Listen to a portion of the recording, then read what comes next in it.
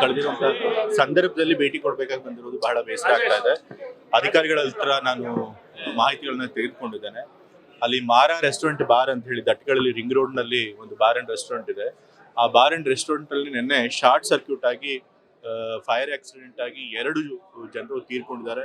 ಸುಮಾರು 7 ಜನರು ಗಾಯಗೊಂಡಿದ್ದಾರೆ. ಅವರು ಹಾಸ್ಪಿಟಲ್ ಚಿಕಿತ್ಸೆ ಪಡಿತಾ ಇದ್ದಾರೆ. ಆದ್ರೆ ಬಾರ್ ಅಂಡ್ ರೆಸ್ಟೋರೆಂಟ್ ನಡೆಸ್ತಿರೋರು 2ನೇ ಫ್ಲೋರ್ ಅಲ್ಲಿ ನಡೆಸ್ತಾ ಇದ್ದಾರೆ. ಆ 2ನೇ ಫ್ಲೋರ್ ನಲ್ಲಿ ಅವ್ರು ಲೈಸೆನ್ಸ್ ತಗೊಂಡಿಲ್ಲ. ಲೈಸೆನ್ಸ್ ತಗೊಳ್ಳದೆ ಬರೀ ರೆಸ್ಟೋರೆಂಟ್ ಮಾತ್ರ ನಡೆಸಬೇಕಾಗಿತ್ತು. ಆದ್ರೆ ಲಿಕರ್ ಕೂಡ ಸರ್ವ್ ಮಾಡ್ತಾ ಇದ್ದಾರೆ. ಅವ್ರ ಮೆನ್ಯೂನಲ್ಲೇ ಕ್ಲಿಯರ್ ಆಗಿ ಲಿಕರ್ ಕೂಡ ಸರ್ವ್ ಮಾಡ್ತೀವಿ ಅಂತ ಮೆನ್ಯೂನಲ್ಲೇ ಹಾಕೊಂಡಿದ್ದಾರೆ. ಸೊ ಹಾಗಾಗಿ ಕ್ಲಿಯರ್ ಆಗಿ ಲೈಸೆನ್ಸ್ ಇಲ್ಲದೆ 2nd ಫ್ಲೋರ್ ನಲ್ಲಿ ಅವರು ಲಿಕರ್ ಸರ್ವ್ ಮಾಡ್ತಾ ಇದ್ದಾರೆ. ಕಾನೂನು ನಿಯಮಗಳನ್ನ ಉಲ್ಲಂಘನೆ ಮಾಡಿದ್ದಾರೆ.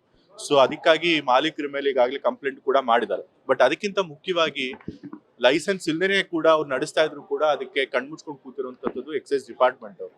ಸೊ ಹಾಗಾಗಿ ಎಕ್ಸೈಸ್ ಡಿಪಾರ್ಟ್ಮೆಂಟ್ ಅವ್ರದ್ದು ಇದು ಬಹಳ ತಪ್ಪಿದೆ. ಇದ್ರೊಳಗೆ ಎಕ್ಸೈಸ್ DC ಮೇಲೆ ಕ್ರಮ ತೆಗೆದುಕೊಳ್ಬೇಕು, ಅವ್ರನ್ನ ಸಸ್ಪೆಂಡ್ ಮಾಡಬೇಕು ಅಂತ ಹೇಳಿ ವರದಿ ಕಳಿಸೋದಕ್ಕೆ ನಾನು DC ಅವ್ರಿಗೆ ಹೇಳಿದ್ದೇನೆ. ಮತ್ತೆ ಈ ರೀತಿ ಇನ್ನೂ ವ್ಯಾಪಕವಾಗಿ ನಡೀತಾ ಇದೆ ಅನ್ನೋದು ಕೂಡ ನನ್ನ ಎಷ್ಟೋ ಜನ ಮಾಹಿತಿ ಕೊಟ್ಟಿದ್ದಾರೆ. ಜನರು ಕೂಡ ಕೊಟ್ಟಿದ್ದಾರೆ, ಪತ್ರಕರ್ತರು ಕೂಡ ಕೊಟ್ಟಿದ್ದಾರೆ, ಅಧಿಕಾರಿಗಳು ಕೂಡ ಕೊಟ್ಟಿದ್ದಾರೆ. ರಿಂಗ್ ರೋಡ್ ನಲ್ಲೆಲ್ಲ ಕೆಲವು ರೆಸ್ಟೋರೆಂಟ್ಗಳಲ್ಲಿ ಲೈಸೆನ್ಸ್ ಇಲ್ದೇನೆ ಲಿಕರ್ ಸರ್ವ್ ಮಾಡ್ತಿದ್ದಾರೆ ಅಂತ ಹೇಳಿ. ಸೊ ಇದಕ್ಕೆಲ್ಲದಕ್ಕೂ ಎಕ್ಸೈಸ್ ಡಿಪಾರ್ಟ್ಮೆಂಟ್ ಅಲ್ಲಿರುವಂತಹ ಒಂದು ಅವ್ಯವಹಾರಗಳ ಕಾರಣ ಆಗಿದೆ. ಸೊ ಹಾಗಾಗಿ ಎಕ್ಸೈಸ್ ಡಿಪಾರ್ಟ್ಮೆಂಟ್ ಅಲ್ಲಿ ಯಾರ್ಯಾರು ಇದಕ್ಕೆ ಹೊಣೆ ಆಗ್ತಾರೋ ಅವ್ರನ್ನೆಲ್ಲನೂ ಕೂಡ ಕ್ರಮ ತಗೋಬೇಕು ಅಂತ ಹೇಳಿದ್ದೇನೆ. ಪೊಲೀಸ್ ಅವ್ರಿಗೂ ಕೂಡ ಸೂಚನೆ ಕೊಟ್ಟಿದ್ದೇನೆ. ರಿಂಗ್ ರೋಡ್ ನಲ್ಲಿ ಏನೇನು ರೆಸ್ಟೋರೆಂಟ್ಗಳಿರ್ತವೆ, ಬಾರ್ ಅಂಡ್ ರೆಸ್ಟೋರೆಂಟ್ಗಳಿರ್ತಾರೆ, ಎಲ್ಲಾ ಕಡೆಗೂ ಭೇಟಿ ಕೊಟ್ಟು ವಿತೌಟ್ ಲೈಸೆನ್ಸ್ ಯಾರಾದ್ರೂ ಲಿಕರ್ ಸರ್ವ್ ಮಾಡ್ತಿದ್ರೆ ಎಕ್ಸೈಸ್ ಇನ್ಸ್ಪೆಕ್ಟರ್ ಸೇರ್ಕೊಂಡು ನೀವು ಅಲ್ಲಿ ಹೋಗಿ ಭೇಟಿ ಕೊಟ್ಟು ಇನ್ಸ್ಪೆಕ್ಟ್ ಮಾಡಿ ವಿತೌಟ್ ಲೈಸೆನ್ಸ್ ಸರ್ವ್ ಮಾಡ್ತಿದ್ರೆ ಅಂಥವ್ರ ಮೇಲೆ ಕ್ರಮ ತೆಗೆದುಕೊಳ್ಬೇಕು ಅಂತ ಹೇಳಿದ್ದಾರೆ. ಮತ್ತೆ ಫೈರ್ ಸೇಫ್ಟಿ ಮೆಷರ್ಸ್ ಕೂಡ ಅಲ್ಲಿ ಯಾವುದನ್ನೇ ಮಾಡಿಲ್ಲ. ಆ ಮಾರಾ ರೆಸ್ಟೋರೆಂಟ್ ಯಾವುದೊಂದು ಆಫ್ರಿಕನ್ ಥೀಮ್ ನಲ್ಲಿ ಮಾಡಿದ್ದಾರೆ. ಸೊ ಆಫ್ರಿಕನ್ ಥೀಮ್ ಅಲ್ಲಿ ಮಾಡಿರೋದ್ರಿಂದ ಹುಲ್ಲು, ಬಿದಿರು, ಆ ರೀತಿ ಇನ್ಫ್ಲೇಮೇಬಲ್ ಮೆಟೀರಿಯಲ್ಸ್ ನ ಹೆಚ್ಚಾಗಿ ಬಳಸ್ಕೊಂಡಿದ್ದಾರೆ. ಆದ್ರೆ ಫೈರ್ ಸೇಫ್ಟಿ ಮೆಷರ್ಸ್ ಯಾವುದೂ ಇಟ್ಕೊಂಡಿಲ್ಲ. ಸೊ ಹಾಗಾಗಿ ಸಣ್ಣ ಶಾರ್ಟ್ ಸರ್ಕ್ಯೂಟ್ ಆದ ತಕ್ಷಣ ಅದು ಬೆಂಕಿ ಬೇಗ ಸ್ಪ್ರೆಡ್ ಆಗಿ ಹೋಗ್ಬಿಡಿದೆ.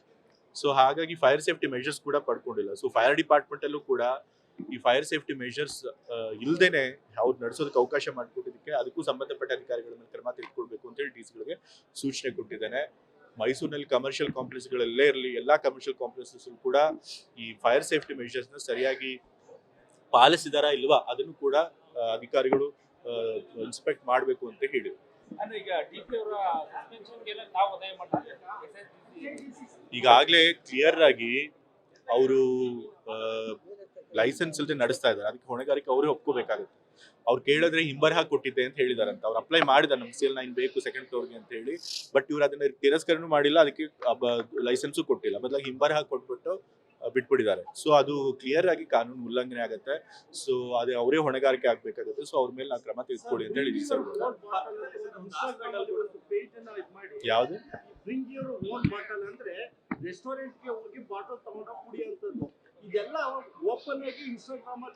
ಈಗ ನನಗೆ ಅದಕ್ಕೆ ಹೇಳಿದ್ನಲ್ಲ, ನನಗೆ ಮಾಹಿತಿ ಬಂತು ಕೆಲವು ರೆಸ್ಟೋರೆಂಟ್ಗಳಲ್ಲಿ ಈ ರೀತಿ ಲೈಸೆನ್ಸ್ ಇಲ್ದೇನೆ ಲಿಕರ್ ಸರ್ವ್ ಮಾಡೋದು ಮತ್ತೆ ಗ್ರಾಹಕರೇ ತೆಗೆದುಕೊಂಡು ಹೋಗಿ ಲಿಕರ್ ನಲ್ಲಿ ಕುಡಿಯುವಂತದ್ದು ನಡೆಯುವಂತ ಘಟನೆಗಳು ನಡೀತಾ ಇದಾವೆ ಅಂತ ಹೇಳಿದ್ದಾರೆ. ಅಧಿಕಾರಿಗಳು ಹೇಳಿದ್ರೆ, ಬೇರೆಯವ್ರು ಮಾಹಿತಿ ಕೊಟ್ಟಿದ್ದಾರೆ. ಸೊ ಹಾಗಾಗಿ ಆ ಒಂದು ಪ್ರಾಕ್ಟೀಸ್ ನಿಲ್ಲಬೇಕು. ಅದು ಕಾನೂನು ಬಾಹಿರ. ಎಲ್ಲಿ ಲೈಸೆನ್ಸ್ ಇರುತ್ತೆ ಅಲ್ಲಿ ಮಾತ್ರ ಲಿಕರ್ ಕುಡಿಬೇಕು. ಬರೀ ರೆಸ್ಟೋರೆಂಟ್ಗಳಲ್ಲಿ ಗ್ರಾಹಕರೇ ತೆಗೆದುಕೊಂಡು ಹೋಗ್ಲಿ ಅಥವಾ ಮಾಲೀಕರೇ ಸರ್ವ್ ಮಾಡ್ಲಿ, ಅದು ಕಾನೂನು ಬಾಹಿರ ಆಗುತ್ತೆ. ಸೊ ಅಂತವ್ರ ಮೇಲೆ, ಅಂತ ರೆಸ್ಟೋರೆಂಟ್ಗಳ ಮೇಲೆ ನಾವು ಸ್ಟ್ರಿಕ್ಟ್ ಆಗಿ ಕ್ರಮ ತೆಗೆದುಕೊಳ್ತೀವಿ. ಹೌದು, ಅದು ಒಂದು ಬೇರೆ. ಆಸ್ಪತ್ರೆ ಪಕ್ಕನೇ ಇದೆ, ಆದ್ರೂ ಕೂಡ ಲೈಸೆನ್ಸ್ ಕೊಟ್ಟಿದ್ದಾರೆ. ಸೊ ಹಾಗಾಗಿ ಇದ್ರೊಳಗೆ ಎಕ್ಸೈಸ್ ಡಿಪಾರ್ಟ್ಮೆಂಟ್ ಅವ್ರದ್ದು ಬಹಳ ತಪ್ಪಿದೆ ಇದ್ರೊಳಗೆ. ಸೊ ಹಾಗಾಗಿ ಅವ್ರ ಮೇಲೆ ಕ್ರಮ ತೆಗೆದುಕೊಳ್ಬೇಕು ಅಂತ ಸೂಚಿಸಿದೀನಿ. ಮತ್ತೆ ಇಂಥ ಘಟನೆಗಳು ಮರುಕಳಿಸಬಾರ್ದು ಅಂತ ಕೂಡ ಅಧಿಕಾರಿಗಳಿಗೆ ಹೇಳಿದ್ರು. ಸರಿಯಾಗಿ ಲೈಸೆನ್ಸ್ ಕೊಡ್ಬೇಕಾದ್ರೆ ಎಲ್ಲಾ ರೂಲ್ಸ್ ಫಾಲೋ ಮಾಡ್ಬೇಕು. ಆ ರೂಲ್ಸ್ ನ ಫಾಲೋ ಮಾಡಿ ಮಾತ್ರ ಲೈಸೆನ್ಸ್ ಕೊಡ್ಬೇಕು. ಅಕ್ರಮವಾಗಿ ನಡೆಸ್ತಿರೋರ್ ಮೇಲೆ ಕ್ರಮ ತೆಗೆದುಕೊಳ್ಬೇಕು ಅಂತ ಹೇಳಿ ನಾನು ಬಹಳ ಕಟ್ಟುನಿಟ್ಟಿನಿಂದ ಅಧಿಕಾರಿಗಳು ಸೂಚನೆ ಕೊಡ್ತೀನಿ.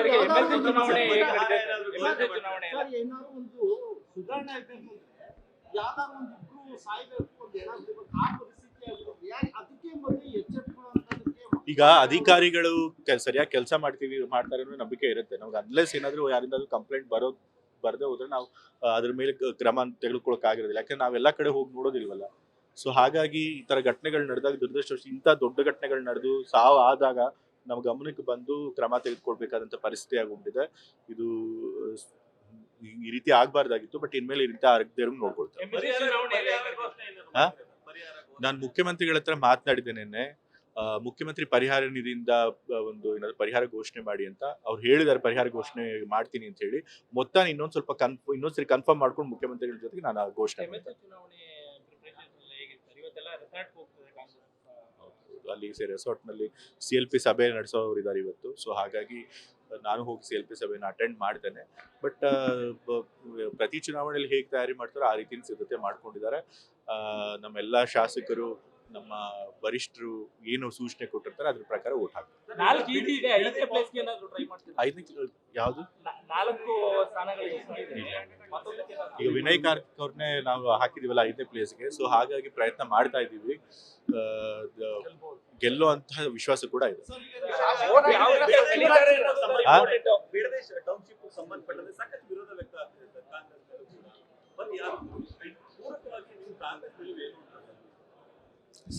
ಬೆಂಗಳೂರಿನಲ್ಲಿ ಇವತ್ತು ಜನಸಂದಣಿ ಜಾಸ್ತಿ ಆಗಿದೆ. ಎಷ್ಟೊಂದು ಜನಕ್ಕೆ ನಿವೇಶನದ ಅಗತ್ಯಗಳಿದೆ.